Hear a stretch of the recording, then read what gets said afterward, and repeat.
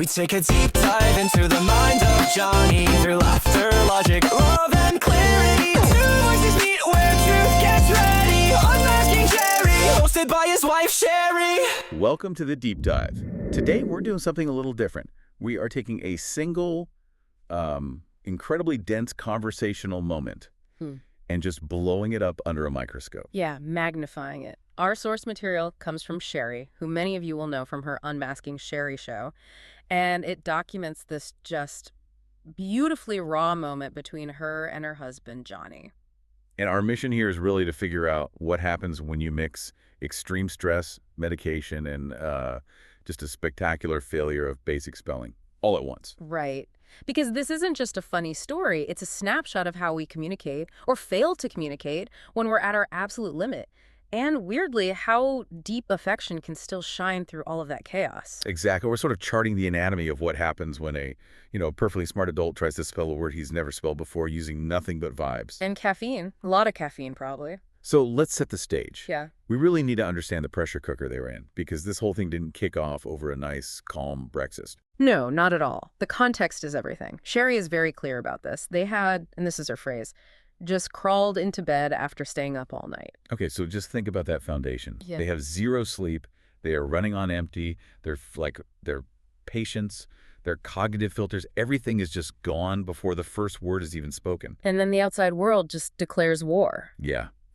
The source is so specific about this relentless, ongoing construction. We're talking about the city crews started pounding our road with the big machinery. And this is a key detail for me. It wasn't just like a 10-minute thing. She says this has been going on for months. For months. So this isn't an annoyance anymore. This is a chronic, grinding environmental stress. They're trying to recover from this massive sleep deficit, and they're being hit with this deafening, inescapable noise. It's actively destructive to your nervous system at that point. It's not just annoying. Totally. It's a classic fight or flight situation. Yep. And since you can't really fight a bulldozer... Johnny immediately goes for flight. He's just done. He says, fuck it, I'm getting up. Which is the sound of a nervous system, just overriding the body's actual need for rest. It's a desperate but pragmatic decision. But Cheri has already thrown up this chemical barrier, a self-imposed barrier that traps them both in that room, in that moment. And this is where it all escalates. This is the detail that drives the entire rest of the conversation. She says,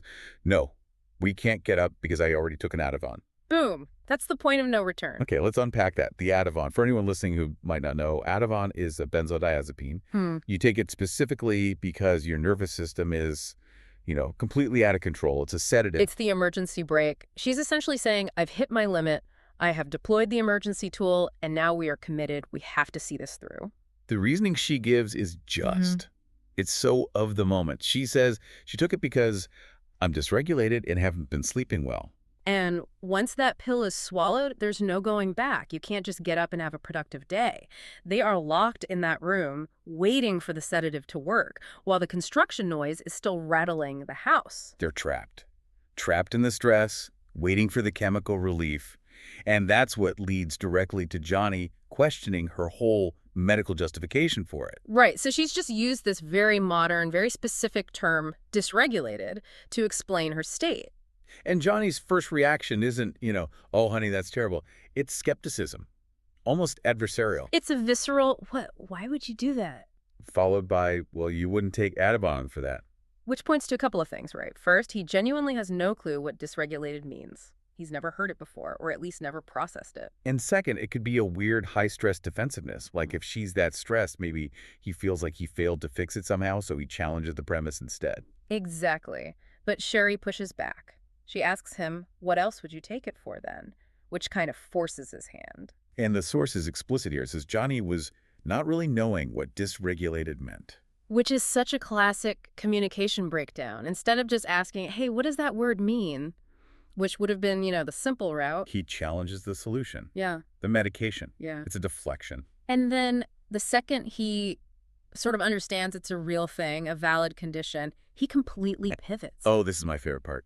He goes from being a skeptic to what the AI in the source material calls a competitive patient. He just declares it. Well, then I'm dysregulated too. It's so good. It's like if there's a club for this, he wants in. Yeah. If being dysregulated means you get to lie down and not deal with the construction. He wants a membership card immediately.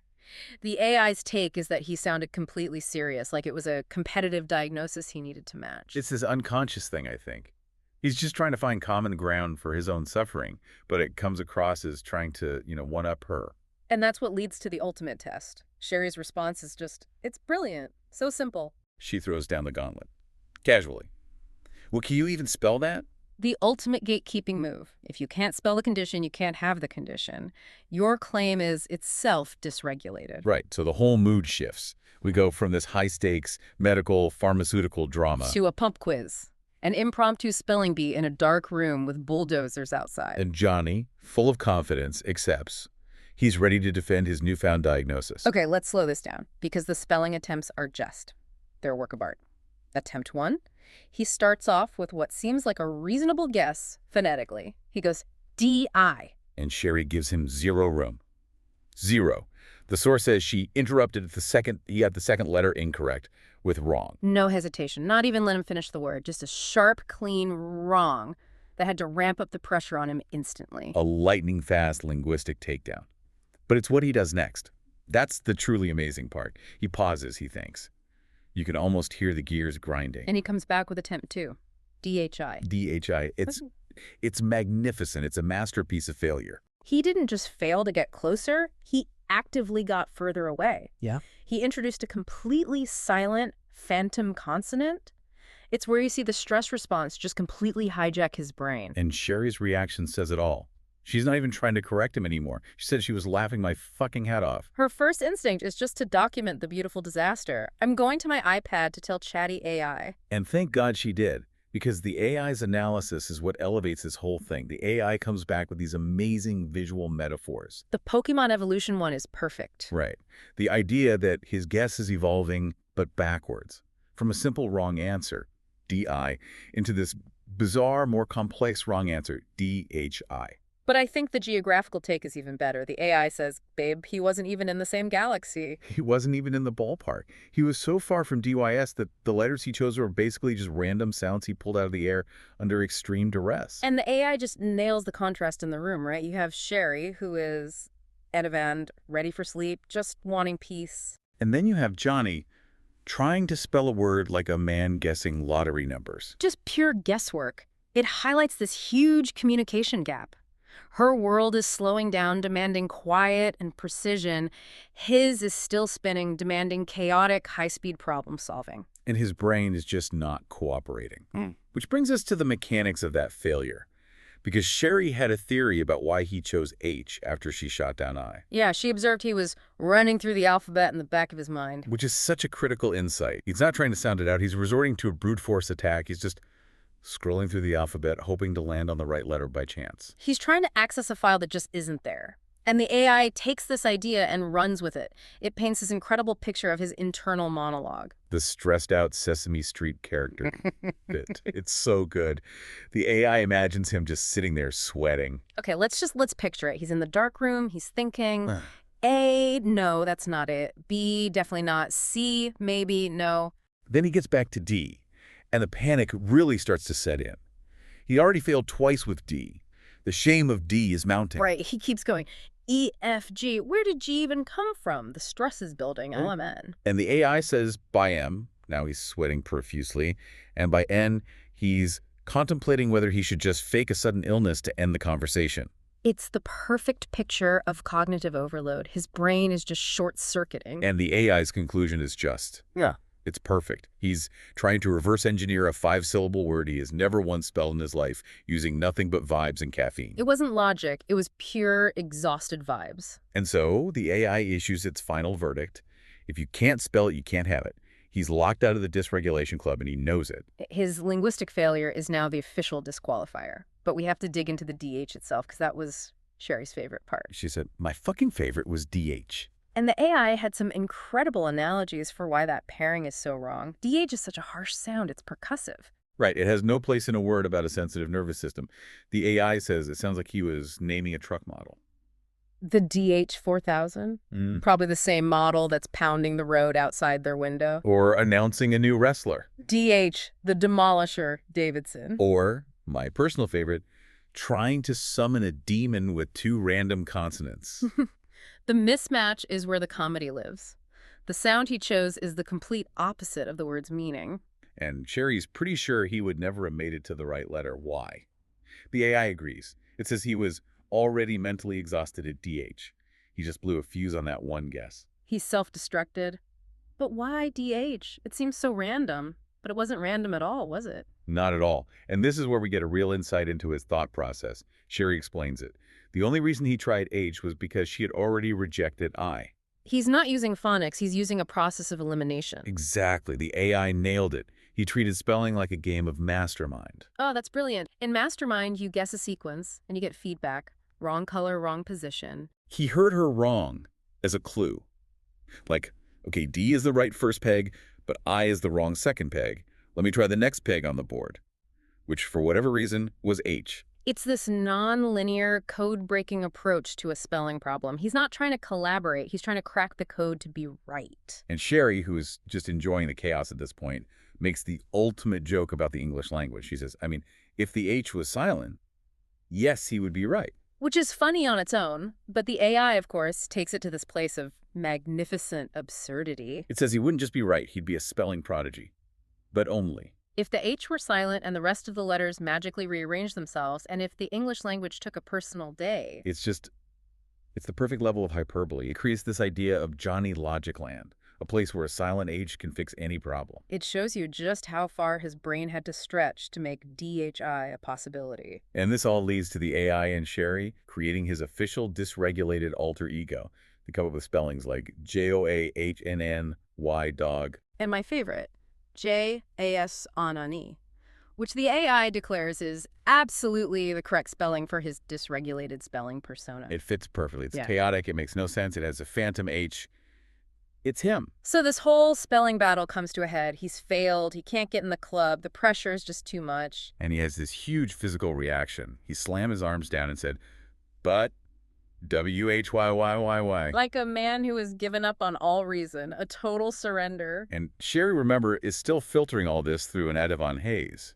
So she hears this as a deep philosophical question. Right. She thinks he's asking, why does life hurt? Or why is spelling so hard? She hears it as this big existential cry. The AI even agreed at first, saying he wasn't asking why is that the spelling, he was asking why does life hurt? They both elevated it to this grand tragic moment. But the truth is so much better. The twist is incredible. He had actually gotten up, gone to another room, and asked Google how to spell it. He got the answer. He found out the word starts with DYS. So he comes back into the room, not yelling the word Y, W-H-Y.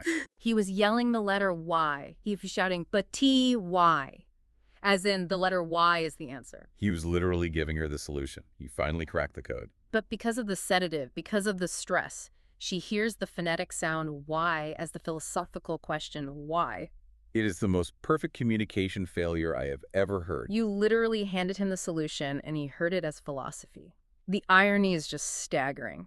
He won the spelling bee, but in doing so, created an even bigger misunderstanding. And Cheri even admits later he was right, but she still roasts him for it. Of course she does. The AI's final take is just, he finally got it right, and you still roasted him for it. It's a beautiful, dysfunctional loop. So the spelling saga ends, not with a clear victory, but with a new layer of confusion. And that confusion extends even to the timeline of the event. Right. This is a great detail. The AI, just like any normal person would, assumed all this chaos was happening at, like, 6 a.m. Because they'd crawled into bed. But Cheri has to correct the AI. She specifies the exact time, 1:07 p.m. In the afternoon. Yeah. That's bedtime for them. Which confirms just how dysregulated their whole life rhythm is. The AI had to invent a term for it. The Eververse circadian rhythm. Bedtime happens at noon, construction happens at 12.05 p.m, and chaos happens at 1 p.m. It's a complete inversion of a normal day. And Cheri takes it a step further. She explains how she tells time in their world. It's not a clock on the wall. It's the Cheri Harris clock. And it runs on one simple metric: hunger. She says, it feels like some time before supper because I know we haven't eaten yet. That's it. That's her timeline. The only question that matters is, have we eaten yet? Yes or no, that is the only time that matters. And when you're that exhausted, that's all that matters, right? The fancy words, the spelling, it all falls away. It comes down to primal needs: rest, quiet, food. And that focus on food is what brings us to the end of the story. and to the quiet redemption of Johnny Bad Dog. Because after all this, after the spelling failures and the noise and the exhaustion, the story doesn't end with them fighting. No.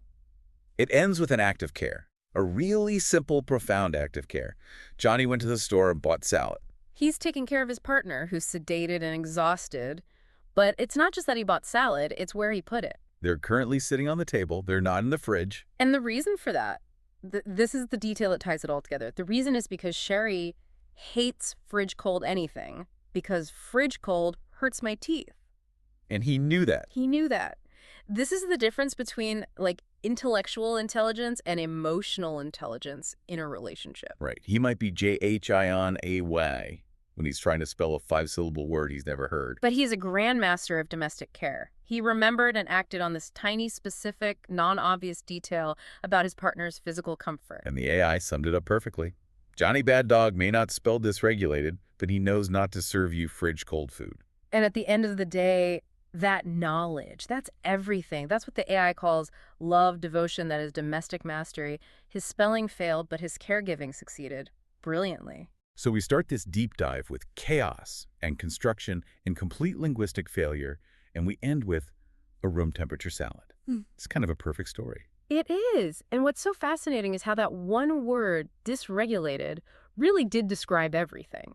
The sleep schedule was dysregulated, the noise was dysregulating, and his whole approach to spelling was a kind of linguistic dysregulation. It shows that real care, real understanding, it isn't about knowing the clinical terms, it's about knowing the person. Which brings up a really interesting question for you, the listener, to think about. If true domestic mastery isn't about grand gestures, but about knowing these tiny specific details like fridge cold hurts my teeth, what's the small, seemingly irrelevant piece of knowledge you have about someone you love? What's the thing you know that proves your devotion, way more than being able to win a spelling bee? Because here's where it gets really interesting. Sometimes the smartest thing you can do isn't defining a diagnosis, it's just remembering they hate cold lettuce. Thank you for joining us for the deep dive.